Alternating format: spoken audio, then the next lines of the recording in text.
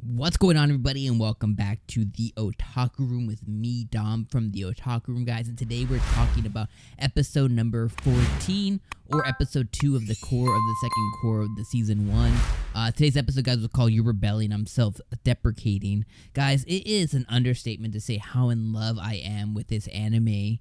I am just so thoroughly impressed. I am so thoroughly impressed with the production level, the writing, the scene direction, the directing of the anime, the animation, and everything of this specific anime, and what's slowly making it one of the best animes of the winter season and the spring season, and kind of one of the best isekai animes I've just seen in a really, really long time, is just the fact that we are able to focus on characters outside of our main protagonist and be so heavily invested.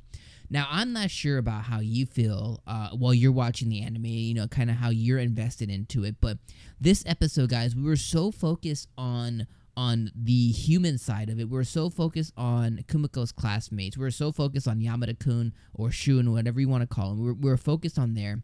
We were focused on Oka and the elves, and we were focused on the new character as well. So I love how this anime is able to just kind of just flex its muscles and be able to just kind of center itself around all the characters around this one character, right? And not only are we getting them fleshed out, not only are we getting stories, but like I am so invested to find out more about what's gonna happen about Yamada, what's gonna happen about Oka, what the hell's her deal. I'm super duper invested to see what's gonna happen about this new character Sophia. I'm very invested to see on what's going to happen to Hugo and the crazy what he's kind of freaking doing over there. So I'm just so thoroughly impressed, like I said, with the anime, just being able to appeal to its audience and really show us all the different characters that surround our main spider, but for it not to feel empty or for it not to feel like they're pivoting or not giving us kind of what we want. It's like this is all core to the main story that we're building up towards, right? We're getting to see these two different timelines, and we're able to see them collide pretty often, and it's just an amazing production value, and what they're pulling off here, I'm just so impressed with.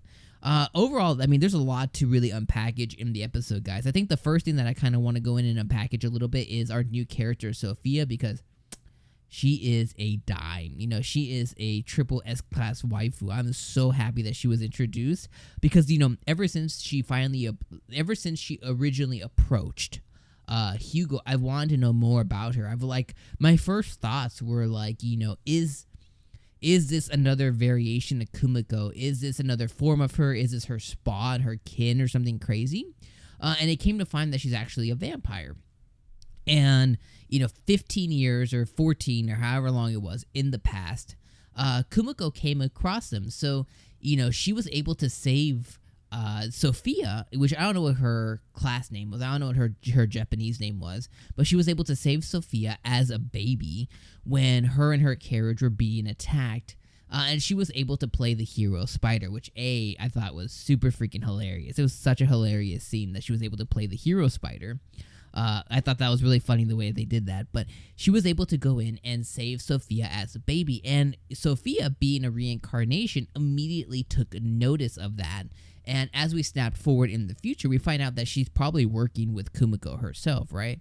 But she was able to save her and play the hero spider, and she was able to heal her party. She was able to take out the bandits, and she found out that the elves, which we know there's something there with the elves. We found out that the elves were out to kill her or kidnap her or take her. So the elves didn't succeed because Kumiko, she killed them off, right? So the elves didn't succeed. The bandits, they got dead. And she was able to heal the party around Sophia when she was a child. So that whole thing was really awesome. And that was kind of the core part that we saw Kumiko in this episode. The next piece that I want to talk about is Shun.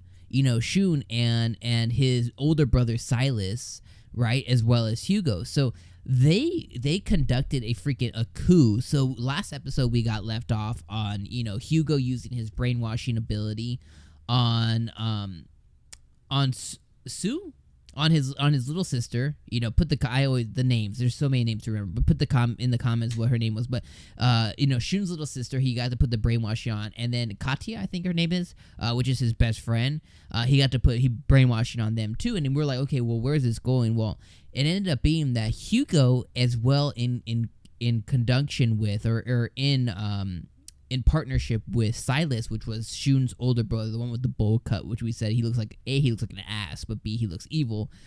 We got to see them do a coup, which really sucks because they killed off Shun's father, which sucks, but they did it because Shun was going to be inducted or a kind of given the next in line into the throne, when that originally should have been Silas's spot. And we know, when we think about old school kind of mentalities, we know that doesn't fly with people. So because of that, they conducted a coup to where they want to pin the death of the father on Shun, and this was like kind of like the first iteration of that. Well, come to find that, you know, Oka and the members, you know, his assistant or his maid, and the other dude who was with his brother, was with Julius's best friend or whatever, they come in and they end up saving him from that, and they're able to kind of escape the palace along with one of his brothers as well. And that whole thing happens to where they face off outside of the palace. They face off against Sophia, and there's like a rebellion happening within the castle, which I'm very interested to see on kind of, they've already kind of set the groundwork, but I'm interested to see kind of what's going to happen there. If they're going to be able to pull off that coup, if Shun's really going to be siloed off, or if he's going to have to be like the hero that returns. Well, as they did the coup, Hugo was able to extend his brainwashing all the way to the church. The church was able to name him as the next hero. We know that Silas is going to try and take over the throne. And then they faced off, you know, as they're trying to escape against Sophia and her party. And we got to see Sophia she's a badass, man. She is a grade A badass. And she was about to win the fight. The Katya girl almost died. Shun was able to heal her. You know, he was about to just KO. So was Oka, his teacher. And we finally saw Faye come back into action, which was awesome. We got to see her evolutionary path kind of be complete, or the first stages of her evolutionary path be complete, and she does not look like anything that I thought she was going to look like. She looks like a majestic, freaking, like, gorgeous dragon girl, and she comes in and she's mad powerful, which is really good as well. So they were all able to escape, and then we see Sophia kind of talking to the Demon Lord about not going too far, making sure that she carries out the plan. And the Demon Lord is very aware of Yamada. So again, you know, we know that there's something there to where the Demon Lord knows that they're reincarnations. Last episode, it made it kind of evident that the Demon Lord wasn't necessarily Kumiko, but they keep trying to push us down that path. So regardless, she's aware that they're reincarnation. She's aware of Yamada and who he is, which is really interesting to see as well. So overall, I mean, just what an episode. Like, what an episode. Like, you know, I am thoroughly impressed. I was totally invested. I'm very interested to now learn about this new character who's introduced, Sophia. I'm very interested to see on how her relationship began and how it sparked with Kumiko, and how it sparked with the Demon Lord. I'm interested to see the girl in the white come back into the fray, into the battle. And I'm interested to see on kind of in the past where Kumiko goes next, because the next kind of story for her is that she's on the outside. She just saved Sophia and friends. So I'm interested to see kind of what her next adventure is as well. But guys, I hope that you guys are all invested as much as I am. I know that you guys are, because you guys are showing up for the videos, and guys, I freaking from the heart, I appreciate it. Do me a favor, please subscribe and please like the video as well. But let me know you guys, there's a lot that we can theorize. So let me know all your theories down in the comments below, guys. Please, no spoilers if you guys already kind of know what's going to happen. But put down in the comments, what are your theories and speculations for what you think is going to happen next in the story? What do you guys think about our waifu, Sophia? and just let me know what you guys thought about today's episode. As always, guys, I appreciate you guys coming through for another video right here on the Otaku Room. We'll see you next week for more So I'm a Spider, So What? And if you guys want to see our full reaction, so our actual reacts live to today's episode, click here in the video below it, guys. YouTube says it's best for you, so click on that too. And we'll see you guys on the next one. Me out.